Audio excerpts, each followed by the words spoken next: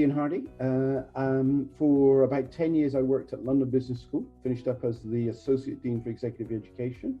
The last 14 years, I worked for LVMH, with the last 4 of those as the Global Head of Learning and Development for Sephora, the global beauty retailer. And recently, I've just left LVMH and become the founder of an independent consulting company called Hardie Company.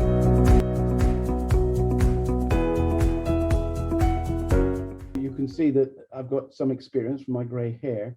One of the things we've always wanted to do is to say we want learning to be happening in the workplace. And for a lot of us, Zoom is now the workplace. So it's a fantastic opportunity to bring learning into the reality, which is Zoom. So actually, one of the big barriers for virtual learning, I personally think, has always been the technology. You have to sort of teach someone the technology before you can get them to do the learning you want them to do. Well, the good news is we all now know how to work and operate and connect and relate to each other virtually. So that barrier has been taken away. So I think one of the barriers is down.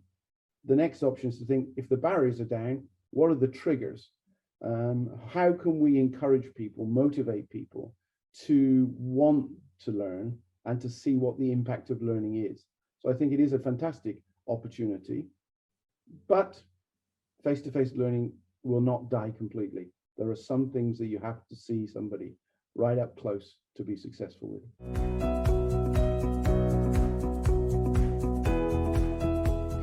But I think having a learning mindset is key. You know, everyone does their best when they're motivated to do their best. And that's one of the responsibilities of people who deliver training, deliver learning, is to make sure that the brand and the desirability is built into the provision that they create. You want people to be drawn to it. In the work I've done in the past, I always wanted people to see what the connection was between the provision they were provided, the quality, and the impact it had on them as an individual and on their careers. And I think, you know, there's a phrase I use, which is learning works.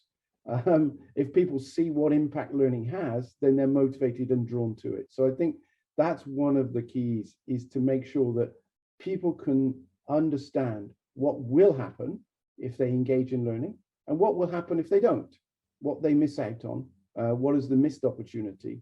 And if you can celebrate where people have advanced or have enjoyed life more, you know, because their job is easier, because they've learned, then you start to build this groundswell of, well, it works for him, it works for her, I want to get on board. And then people are drawn to this thing which is called learning, and they want to do it themselves. I think would always be my aim as an educator, is to try to get people to want to come to you and not force feed them, in effect.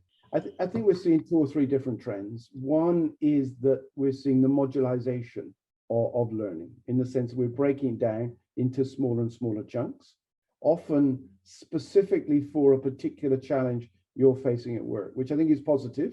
You know, you're going onto a new project team, you have to focus on CRM, you can get up to speed pretty quickly.